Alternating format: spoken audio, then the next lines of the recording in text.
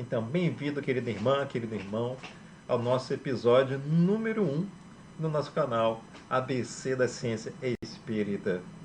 Seja muito bem-vindo aqui ao final desse vídeo, né, desse primeiro episódio. Não se esqueça de se inscrever nesse canal. Para quê? Para que a gente possa ter mais pessoas, né, participando, assistindo aos nossos vídeos e divulgando a doutrina espírita, porque nosso objetivo é a divulgação da doutrina espírita nos seus pressupostos, nos seus fundamentos, né? E uma observação através da ciência espírita. Então, o que a gente quer nesse canal? A gente quer justamente isso, né? Entender por que o espiritismo ele é também uma ciência e os princípios fundamentais dessa ciência. Quem eu sou, né? Acho que é importante a gente dizer que eu sou o Ronald Coleman, né? Eu sou o irmão fraterno como você aqui nessa terra, né? Estagiando nessa terra em aprendizado. Eu sou arquiteto formado pela FAO, aqui do Rio de Janeiro. Eu sou mestre em engenharia de transportes pela COP FRJ. E aí foi lá que comecei a fazer, na verdade, assim, a minha trajetória, minha entrada pela área da ciência, né? Ou seja, aprendendo como a gente utiliza um método científico e depois passei a utilizar isso na minha trajetória aí de gestão. Passei 8 anos aí no Sebrae, trabalhando com micro e pequeno empreendedor, né? Uma experiência maravilhosa que Deus me deu a oportunidade de transformar vidas, né? Sobretudo na área de inovação, que atualmente é a minha trajetória, ou seja, eu trabalho com inovação nas empresas. Eu sou pai de Maria Clara e do nosso pequeno cachorrinho chamado Paçoca. A minha trajetória começou onde? Começou lá onde tem essa fotozinha aí embaixo no seu canto, é, que é no culto cristão espírita Saraí. Esse é um culto que cresceu ali no ambiente fraterno e da casa do casal H.D. Teixeira Torres e Maria Antônia Teixeira Torres. E é extremamente importante, assim, porque eu sou filho da irmã dele, Adelir Teixeira Torres, minha querida mãe, e que lá existe um grande compromisso com a sistematização da doutrina, ou seja, entender a doutrina espírita à luz realmente de um estudo sistematizado. E foi lá que eu tive a grande base do meu estudo, né? Do início dessa minha trajetória. Quem não sabe, nosso irmão H.D. Teixeira Torres, ele foi um fundador da Mocidade Espírita aqui do Rio de Janeiro e participou ativamente da federação.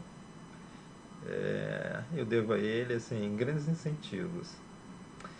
Já em 2012, o que aconteceu? A gente estudando então lá na Fraternidade Espírita André Luiz, na Penha, e nesse aconchego das ideias, das trocas, estudando o Livro dos Espíritos, né, surgiu a minha necessidade de estudar um pouquinho mais o capítulo Elementos Gerais do Universo. Por quê? Porque tinha ali algumas coisas que a gente precisava entender. E aí compreendi uma coisa muito importante, né? Que espero que você tenha tido essa oportunidade de compreender também. Mas que às vezes determinados assuntos não dá para a gente ficar lendo o livro do Espírito de uma forma cartesiana. O que é isso? É uma página atrás da outra. A gente tem que buscar nas perguntas, né, aquela compreensão. Então, uma pergunta, às vezes, uma pergunta 583, ela vai lá e complementa a pergunta 56. Então, assim que a gente deve estudar alguns assuntos também no livro dos Espíritos, tá bom? Bom, nesse canal, como que a gente vai estudar? A gente tem que ter um método também, né? A gente vai estudar primeiro exatamente o que nós estamos fazendo aqui. Por que estudar a ciência espírita? Esse é o nosso primeiro capítulo. No segundo, a gente vai buscar uma coisa que eu trouxe assim naturalmente com uma inspiração, mas foi uma irmã que deu essa inspiração. E ele se chama Realfabetizando-se no Espiritismo. E qual a importância dele? A importância dele é justamente revisitar alguns pontos, alguns fundamentos do Espiritismo e da sua história. Né? Por que ele é uma revelação, quais são os seus princípios básicos, Isso serve não só para aquele que está começando aqui a buscar a sua consolação, como para o próprio espírita, ele aprofundar alguns conceitos, né? Ou revisitar ou aclarar alguns conceitos. No terceiro capítulo a gente vai estudar o nascimento e humanização do espírito, que tem um desenho maravilhoso que minha filha fez. No quarto, nós vamos estudar o sistema geral do universo. Sim, existe o sistema geral do universo. E esse sistema geral do universo, ele envolve, então, a trindade universal e a compreensão da importância do fluido universal. No quinto, nós vamos estudar a formação da vida, em especial o princípio vital, que é um agente, um elemento que proporciona a vida, a matéria.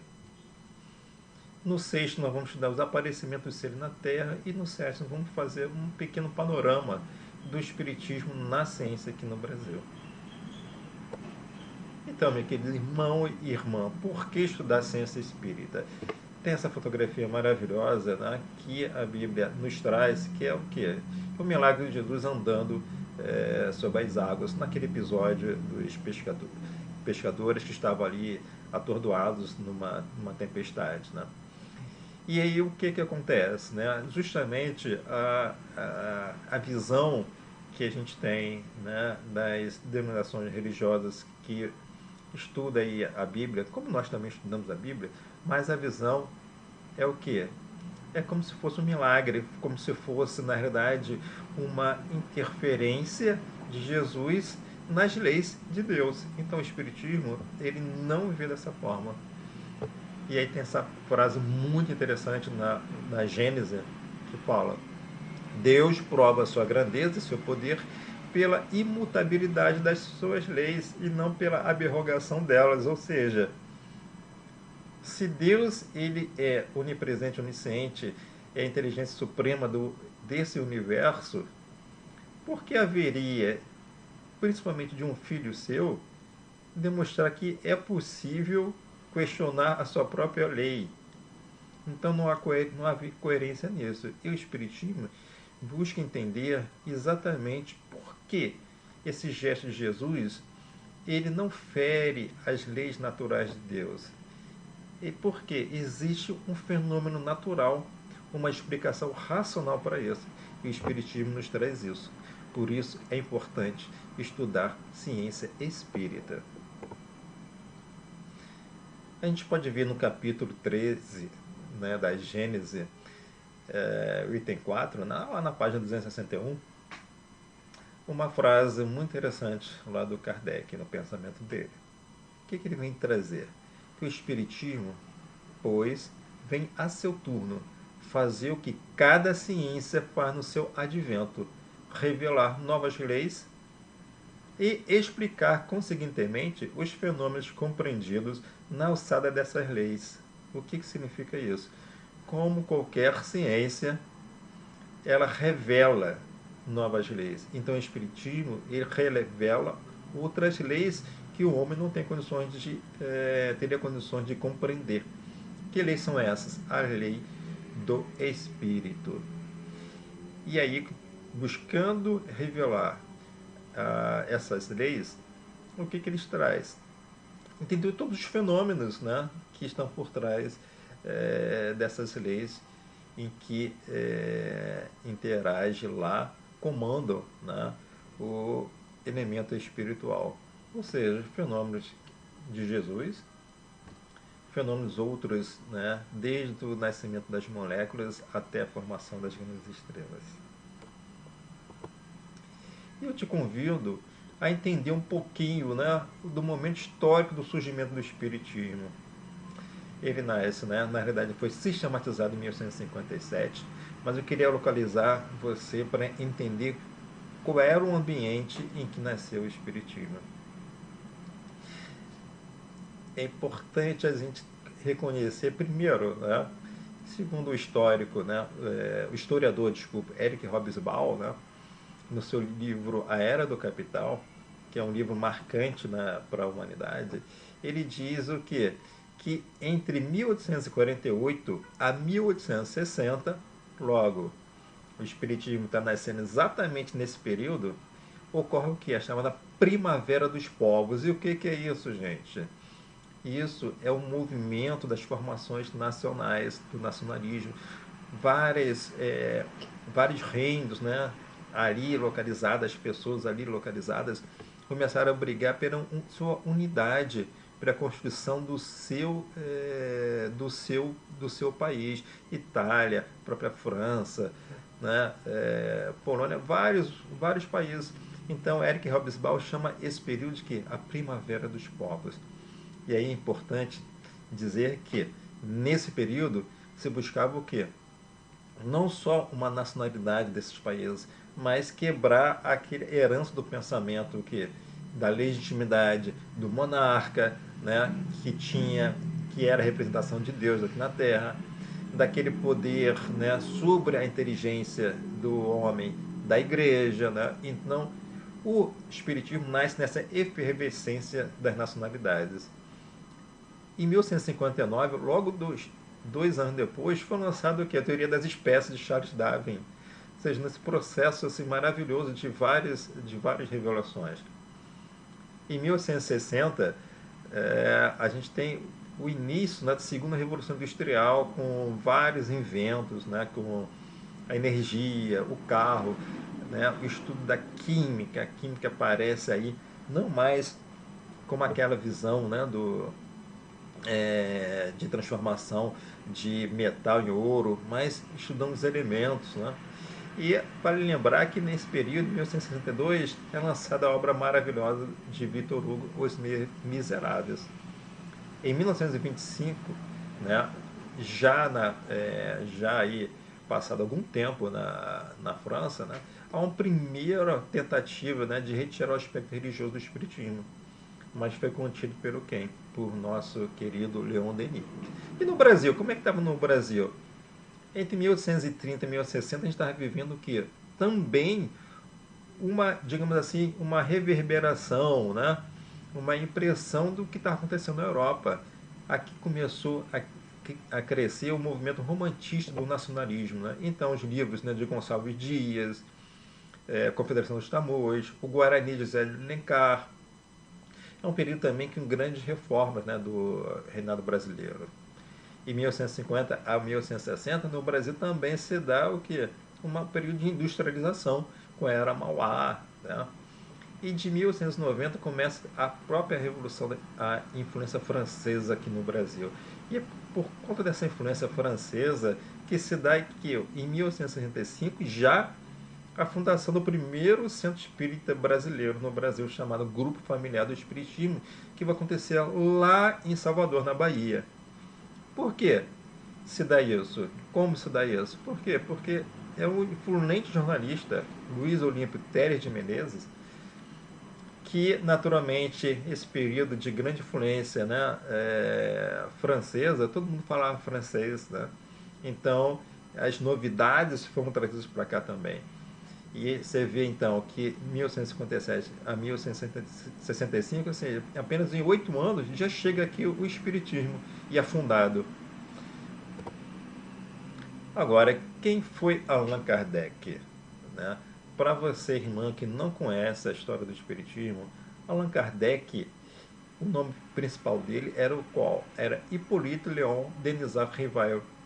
Ele é francês, nascido em Lyon em 1804. E aí, no decorrer do trabalho dele nas obras espíritas, ele foi aconselhado a utilizar o nome de uma antiga encarnação dele, chamada Allan Kardec. Então, por isso, é o motivo da utilização desse nome. Mas por que ele fez isso? Porque naquela época ele era um intelectual. E como você tem hoje, né, muitas pessoas que utilizam pseudônimo, então ele utilizou um pseudônimo para quê? Para que ele pudesse dar sequência à obra do Espiritismo sem estar ligado ao seu trabalho, mas trazendo ele apenas o que? O seu repositório intelectual para emprestar a doutrina espírita. É importante frisar que Kardec era um pedagogo formado na escola Pestalozzi, na Suíça, e era um importante intelectual na França. Ele foi tradutor. Ele falava fluentemente o alemão, o italiano, espanhol, inglês. Não era qualquer pessoa, tinha uma inteligência, tinha um conhecimento. Não foi uma pessoa completa que chegou do nada. Ele tinha uma produção intelectual importante na história intelectual e da educação francesa. Por quê? Porque ele desenvolveu o curso prático e teórico de aritmética da França em 1824 e escreveu a gramática francesa clássica em 1831. Então vocês veem que Allan Kardec ele tinha uma profunda história com a ciência francesa. E é importante a gente colocar aqui para você, irmão, que não conhece, que Allan Kardec ele não foi um médium, né, que recebeu toda a obra. Ele buscou o que? Através do método científico a que ele era ligado, estudar os fatos por trás do que estava acontecendo naquele fenômeno das mesas girantes, né? Então, se ele, né, ele fez a seguinte proposição: se por trás desses fatos existe aí uma resposta inteligente, então, se essa resposta é inteligente, então há algo inteligente por trás dessas respostas. Então, aí começou a investigação dele, né? E dessa concordância dessa resposta que ele foi buscando, a gente vai falar um pouquinho disso mais à frente, né? Foi que ele sistematizou o Livro dos Espíritos em 1857 cuja revisão em 1860 deu origem então ao que nós temos hoje da obra do Livro dos Espíritos, com 1019 perguntas. Então é importante a gente entender que Kardec ele utilizou um método que a gente vai falar um pouquinho mais à frente, um método de investigação, na realidade, um método científico, ou seja, ele propunha uma mesma pergunta dentre, imagina o trabalho dele, 1019 perguntas. Ele propunha então a diversos médios, 5, 10, 20, até 100 médios, uma pergunta, e da convergência dessa resposta, ele tirava a conclusão. Qual a conclusão que ele tirava? Se houve uma convergência de respostas, é porque a resposta, por trás dessa resposta, existe uma verdade declarada, ou uma verdade revelada. E assim foi, por exemplo, com a primeira pergunta do Livro dos Espíritos, que é: o que é Deus? Perdão, que é Deus? E as respostas vieram: é a inteligência suprema do universo, causa primária de todas as coisas. E é importante trazer, né, essa visão histórica pedagógica já do Kardec no livro Evangelho segundo o Espiritismo, na introdução. No primeiro parágrafo, na página 17, ele traz: o Espiritismo se nos depara por toda parte na antiguidade e nas diferentes épocas da humanidade. Por toda parte se lhe descobrem os vestígios, nos escritos, nas crenças e nos monumentos. Essa a razão porque, ao mesmo tempo que rasga horizontes novos para o futuro, projeta o Espiritismo luz não menos viva sobre os mistérios do passado. É linda esse pensamento de Kardec, né? O que está dizendo aqui, gente? Que o Espiritismo, na realidade, ele existe desde toda a humanidade.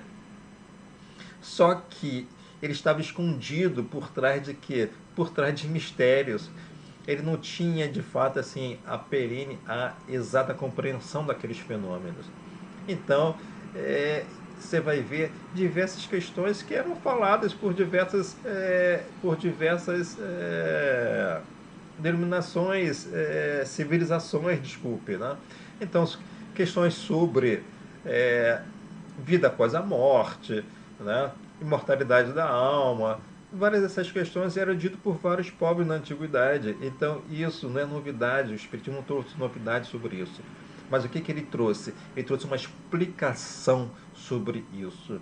Por isso Kardec fala que ele existe, se depara por todas as épocas da humanidade, mas ele, ao mesmo tempo que ele coloca uma nova revelação, uma explicação racional, ele projeta a luz sobre exatamente o que era o mistério nessas passagens tão maravilhosas da nossa civilização.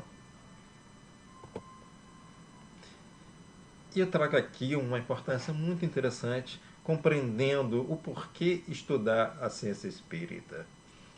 A gente vê que quando foi lançado aí o livro o nosso querido filme Nosso Lar, né, ele teve aí a afluência de 4 milhões de pessoas que foram lá assistir. E aí, olha que curiosidade, se, segundo o IBGE, à época, o Brasil tinha cerca de 3 milhões de espíritas, há de se perguntar, será que todos os espíritas, 3 milhões, foram assistir o filme? Se todos foram assistir o filme, então sobrou aí pelo menos 1 milhão, né? Então, pelo menos 1 milhão de pessoas não eram espíritas e foram assistir para buscar o quê? O que eles foram buscar ao assistir o filme Nosso Lar? Uma compreensão do que elas não compreendiam. Talvez uma expectativa de encontrar ali um consolo para suas dúvidas, para suas mágoas, à luz de uma razão, desprendidas do que? Daquelas correntes do preconceito, daquelas correntes, né, que muitas vezes as pessoas eram acrisoladas. E aí, que foram elas buscar? Né?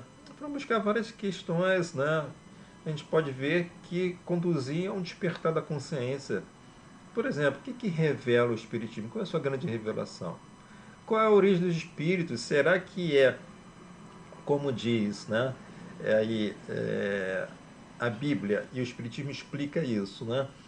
Pelo sopro divino, que sopro é esse? O que significa que o homem veio do limo da terra? Será que ele nasceu, viveu, vive o espírito? Ele nasce realmente no mineral?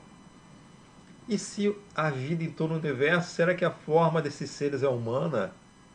Como é que as doenças chegam no corpo físico? Será que a doença termina, entre aspas, né, com o fim humano, com a morte?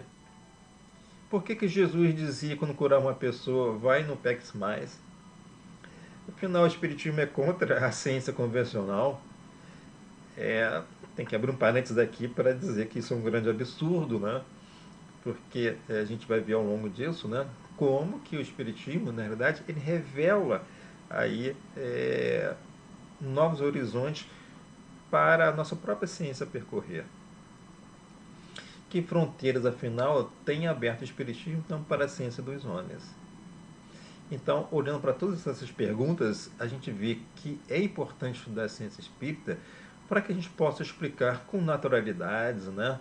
E com racionalidades e com caridade, né? Explicar qualquer irmão nosso, né?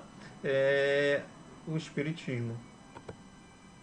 E aí é importante a gente considerar então que esse momento de transição é importante estudar o Espiritismo, a sua ciência, ou o Espiritismo à luz da sua ciência, para que a gente não, assim como foram várias pessoas, né, assistir esse filme maravilhoso Nosso Lar, se houver um irmão desse ao nosso lado, a gente não seja um espectador da transição dele, da luta dele, né, e entender, possamos ser nós, né, auxiliares dessa transição planetária. Por isso é importante estudar ciência espírita, irmão. Seja bem-vindo, muito bem-vindo ao nosso canal. Não esquece de se inscrever, né, no nosso canal ao final desse vídeo. E que todo domingo às 8 horas teremos um vídeo novo sobre o ABC da ciência espírita. Muito obrigado por estar aqui e não esquece, assine o canal e divulgue. Divulgue o canal porque assim você estará divulgando também a doutrina espírita.